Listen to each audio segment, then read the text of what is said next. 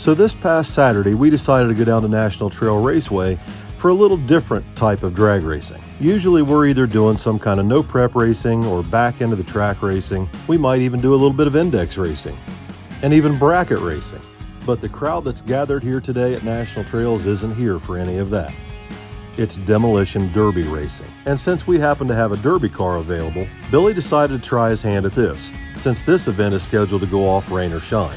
And although the weather in Cincinnati doesn't look too good, Jimmy Dale decided to go down there anyway. I was about to shit myself in this man's car. Jimmy was offered an opportunity to drive this Camaro in 650 Index down at Edgewater.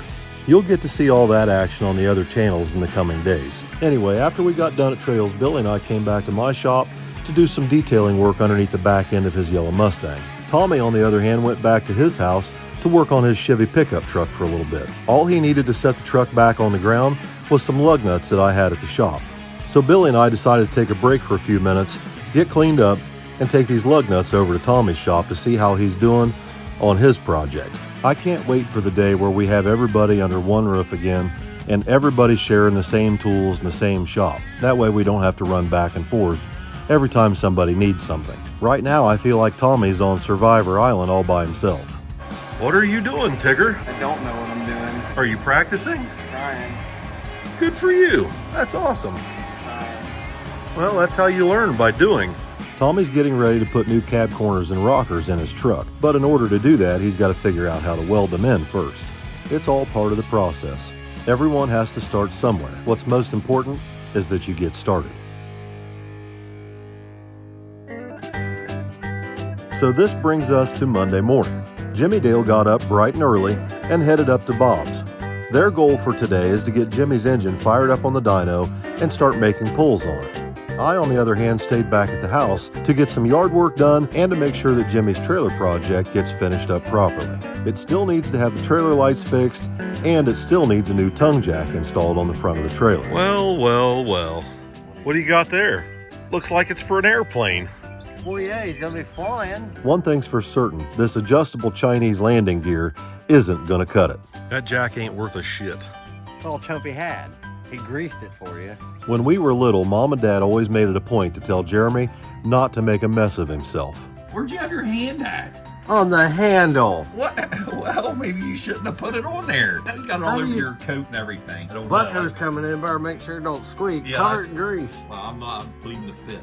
Ever since Jeremy was little, if there was grease or dirt to be found on an object, Jeremy would find it, and it would look like he bathed in it within 5 minutes. Anyway, the tongue jack on Jimmy's trailer had been welded on, and I wanted to make sure that whatever Jeremy replaced it with didn't get half-ass bolted onto the side of the tongue like what he was about to do with that Chinese landing gear. So I sent Bucko back to the drawing board and back to Buckeye Lake to see Mark to find a different jack. Once I got my yard work done, it was time to put the dogs away and make my way up to see Uncle Bob at the machine shop.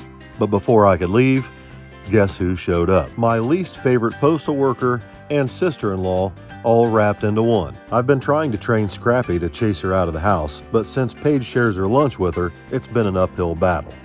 Anyway, after I waited my turn to use my own bathroom, I loaded up a box of parts that Jimmy'd forgotten at the house into the 64, and I head north to go up and see how they're doing on the dyno.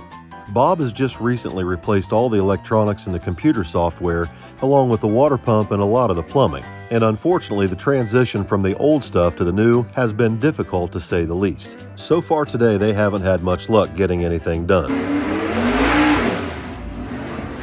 Although by Jimmy's calculations, he managed to pull 1,200 horsepower. But thankfully, things are going a little bit better back at my shop, and Jeremy's finally found a decent tongue jack to put on Jimmy's trailer. Goes up and down. And in case they run it into something, you can unbolt it and stop by Tractor Supply and pick up another one. Well, I got the trailer taken care of.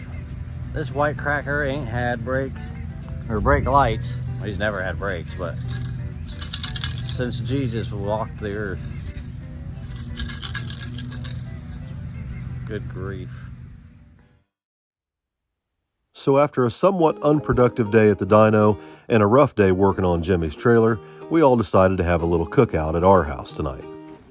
What do you got going on over there, Squirrely? New grill. New grill. The old one had completely disintegrated inside, so it was time. It's over there, and I can't say that. It's over there waiting for Bucko to take to the scrap pile. While we were all hanging out on the patio, waiting on dinner, I found out that old Buckwheat here has some really big plans for this coming weekend. So what do you got going on this weekend, Buckwheat? I'm gonna get your shit out of my way because I'm going to Tennessee on Friday. Wait a minute, it's not my shit that's in your way. It's his shit. My shit? Yeah, What shit is in the way now? your trailer. He put it there. Why'd you put it there? I'm not talking about where it is. I'm talking about getting his work done. Oh, it's done now. Is it? I mean, he said it. Got lights and everything. Really? So now what? We have Kenny Powers paint it, huh? We're gonna waste paint on that thing. So where are you going this weekend? Be the Good Guy Show in Tennessee. Oh, I'm trying to think of the name of it. the Good Guys Show Yeah, it's at the Dragway down there. in Tennessee. Yeah. What's it called? You're taking you're taking the fire truck? Yeah. Oh boy. You should Hopefully take some. nobody noticed me. Oh, they'll notice you. I'm going to make sure of it. So this brings us to Tuesday morning, and the first item on the agenda for this morning is to get some fuel for Jimmy's engine so we can continue to try and dyno it up at Bob's today on race gas. Luckily, our local marathon station sells CAM 2 just 10 minutes away from our house. So Jimmy and I stopped down there first to get some fuel before we head up to see Uncle Bob. While we're up at Bob's dyno and Jimmy's engine today, the boys are going to work on the Nova for me at my shop, putting exhaust on it so we can get it over to Billy's shop and fab up the cold side of the turbo kit. When we got to Bob's, we got some good news.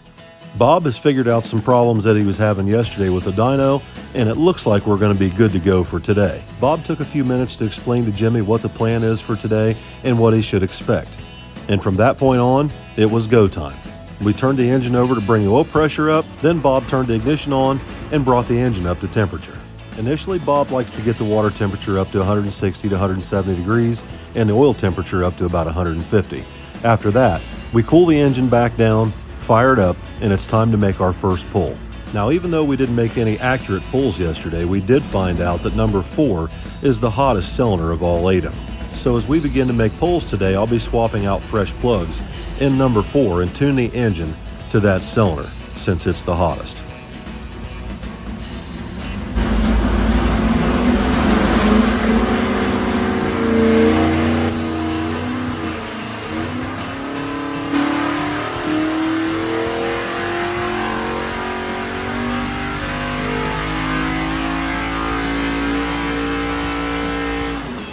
The first pull on Jimmy's engine was a little bit disappointing. The dyno only showed 558 horsepower, and the engine definitely didn't sound happy making the pull.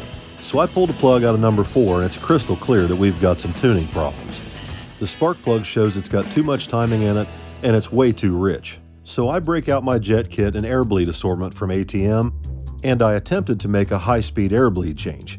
The problem is the air bleeds that ATM uses are too big to fit in the Big's main body, so instead I decide to go ahead and jet the carburetor down. So I hand my phone over to Jimmy Dale to have him film, but Jimmy's mouth's running 1,000 miles an hour and it's making it hard for me to concentrate. I don't talk about bullshit when I'm working.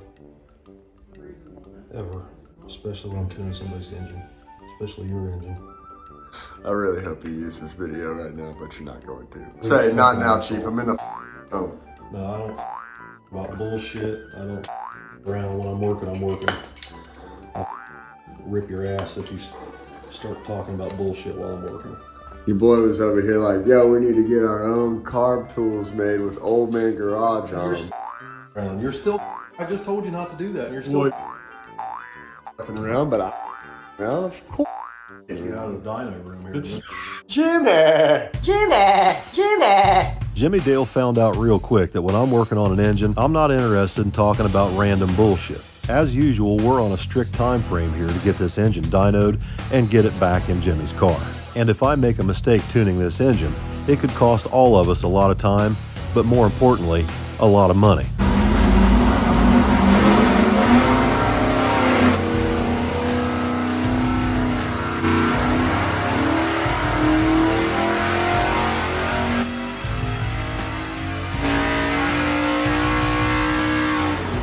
The changes I made picked up almost 50 horsepower, which is substantial. I really didn't even need to see a dyno graph to tell that the engine was much happier. I once again pulled the spark plug out of number 4, and it showed nearly a perfect timing mark and nearly a perfect air-fuel ratio. A far cry from where we started with number 2 cylinder, as you can see here. Even though number 2 cylinder showed it was happy at 36 degrees, number 4 was definitely not. So it's very important that you find out which cylinder is the hottest using exhaust gas temperatures and tune to that cylinder. So we're still up here at Bob's. We're still making some dyno pulls. I think we're gonna make one more. 602 or 603 horsepower on Bob's dyno is really good. Not all dynos read the same. Some of them are happy, some are stingy. Bob's has always tended to be a little stingy. My Malibu engine made 563 horsepower. This one's making 602.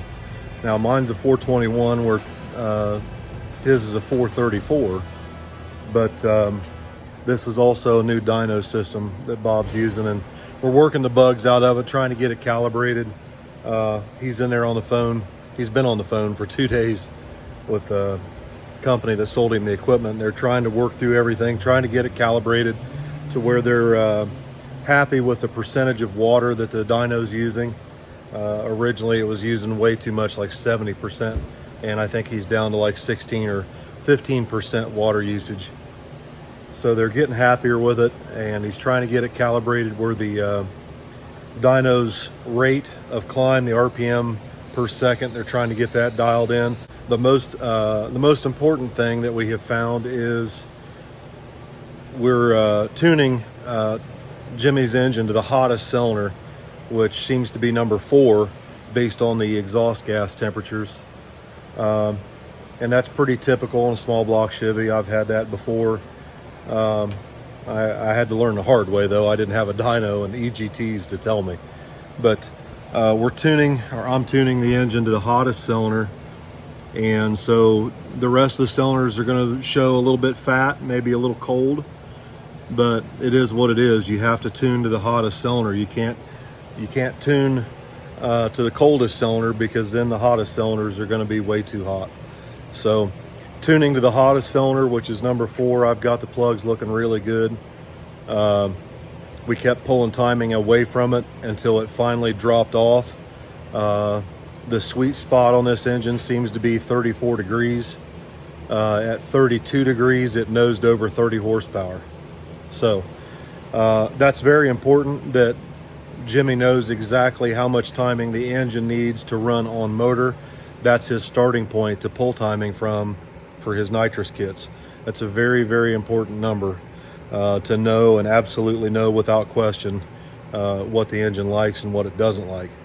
So we pulled 2 jet numbers all the way around in the carburetor to get it happy.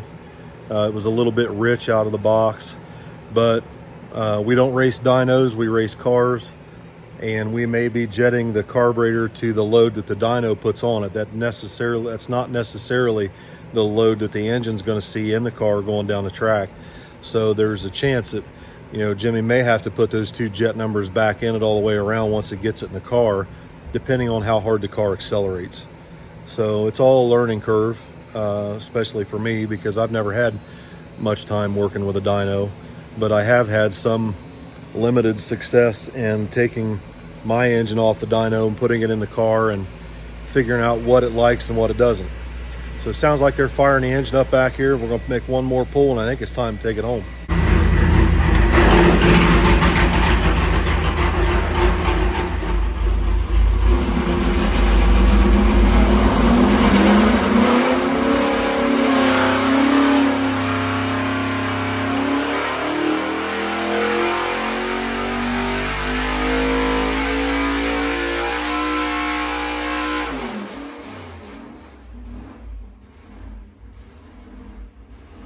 So we found exactly what the engine likes as far as timing. 34 is the sweet spot. We took it down to 32 and it dropped 25 horsepower, almost 30.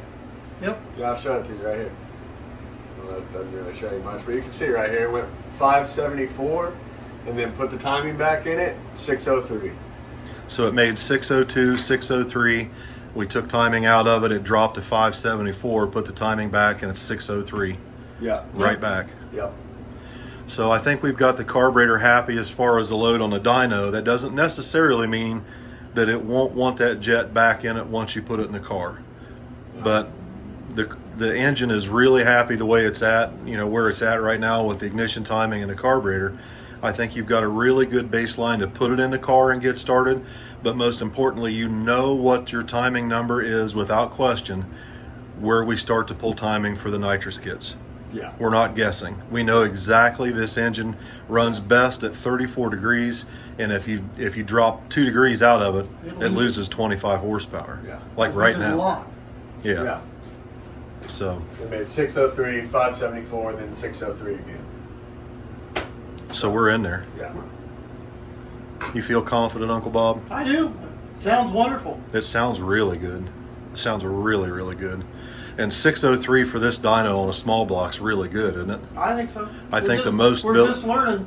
I think the most we've ever made was 620, and that was Billy's 18-degree motor, wasn't it? Yeah, something like that. Yeah. So we're learning about this thing. Brand new. It's not easy, is it? No. Stressful. Yes. I'm tickled fucking pink that it's still making steam at 7,200. Like, remember we had all this frustrations with our previous camshaft because it wouldn't rev past 67, maybe 68. Isky hit it. Isky hit it. Thanks, Nolan. Appreciate it, buddy. 7,200, it's still pulling. 7,200 is still pulling. Now, we don't need to lean on it any harder on the dyno. We can go race it at the track and see where it's happy there. But, yeah, I can shift it at $7,000 now and not have to worry about it. Right. You'll be eating. Yeah, it'll be eating. Maybe 72. So once we were done dynoing the engine up at Bob's, Jimmy stayed back with Bob to help him pull it off the dyno, and I headed back to our shop to make sure we were ready to go when the engine showed up here tonight. Billy, Rob, and Kenny had gotten the exhaust system started on the Nova, good enough for us to be able to back it outside and maybe even drive it over to Billy's shop. Once we got the Nova backed out, it was time to paint the engine and roll magic back in the garage. We painted the engine silver and managed to get it bolted down into the car Tuesday night, but Wednesday morning we still didn't have a converter or transmission. All right, guys, so it's Wednesday morning and Jimmy Dale's supposed to leave tomorrow. We still got a lot of work to do. I'm gonna run up to Dion's and get his transmission, and then I'm gonna run up to Cleveland and pick up his converter from Bubba Rafferty at 501 Performance. And hopefully I get back here and then we can finish this car up tonight and maybe go out and make a test hit. I checked the fluid levels real quick in the 64, and then I pulled out onto the highway at about 9 o'clock. My first stop is going to be at Vickers Performance Transmissions up in Alliance, Ohio. It's about a 2.5 hour drive. I take 70 over to 77 North and head straight up to Canton. In all honesty, it's hard to beat a really nice day driving the interstate in an old 64 C10 with overdrive and air conditioning, especially with weather like this. Once I made it up to the Football Hall of Fame in Canton, I messaged Dion and told him I was only about 30 minutes away.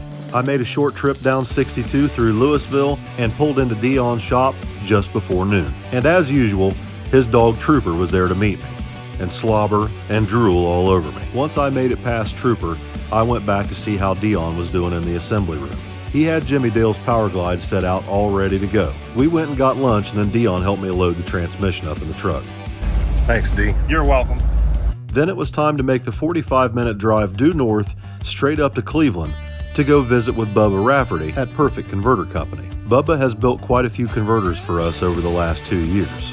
He built the nitrous converter that was in Tommy's Blue S10. He also built both bolt-together converters that are in Billy's Nova and Billy's S10, and he also built the converter that's currently in my Malibu. We initially sent Jimmy's PTC converter up there to see if they could tighten it up, but ultimately Jimmy decided just to have them freshen that converter as a spare and build him a completely brand new 9.5-inch billet converter to use behind his new engine. So with both Jimmy's new converter and his spare loaded up in the 64, I turned and burned back towards Columbus as quickly as I could so that hopefully we can get this car put back together and get it running tonight.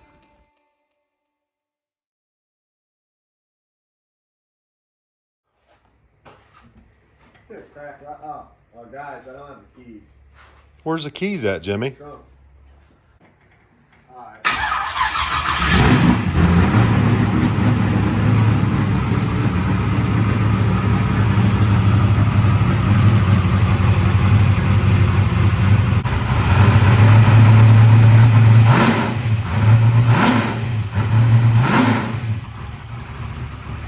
Jimmy's Mustang fired right up. The only thing I needed to do was reset the idle speed and the idle mixture screws, primarily due to the fact that Bob's dyno headers are 2-inch primaries, where Jimmy's headers are 1 7/8 and the car has full exhaust. So that brings us to Thursday morning, and it's time for Jimmy to load the Mustang onto his trailer and start making his way back to Texas, as best he can. Jimmy forgot his trailer ramps in Texas, so he has to borrow Billy's ramps to load his car. Buckwheat ended up having to jack the car up on a floor jack, and then I backed the trailer under the Mustang, while Jimmy did his best to match the ground speed with the rear wheels turning forward. With that weight lifted off my shoulders, I found another weight to pick up.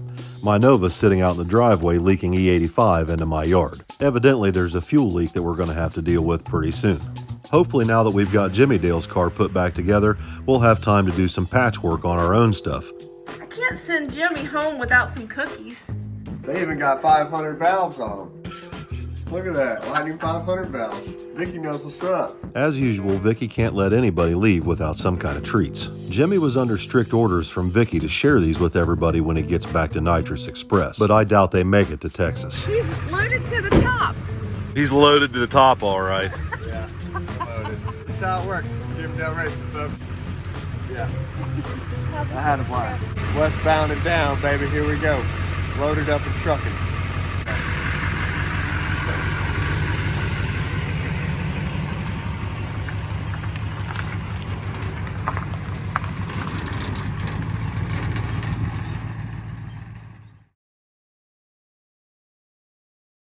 All right, welcome back, everybody. So Jimmy Dale's on his way home.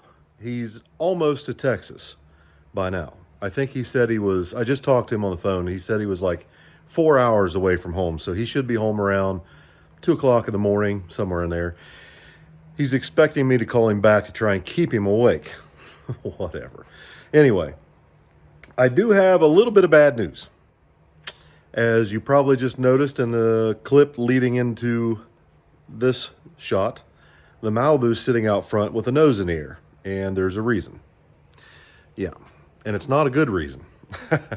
So, I noticed the day after Jimmy and I were making motor passes at trails that the valve covers were huffing a little bit, and it got worse and worse and worse. So I didn't get a chance to video any of it today because I've been busy editing almost all day. But Kenny and Rob and Uncle Buckwheat, well, mostly Kenny and Rob. Buckwheat's been busy today, but Kenny and Rob pulled the engine out of the Malibu for me, and I'm going to take it up to Bob's tomorrow, and I want to pull the heads off of it and check it. I think, I don't know, but I think I may have heard a piston when I was spraying it at Jack's Wax Street Madness event.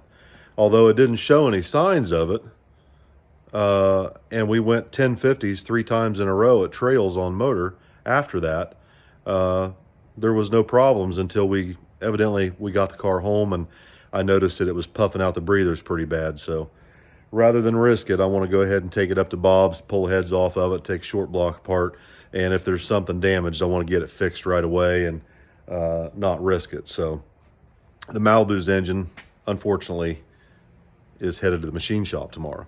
No big deal. But Jimmy Dale's on his way home.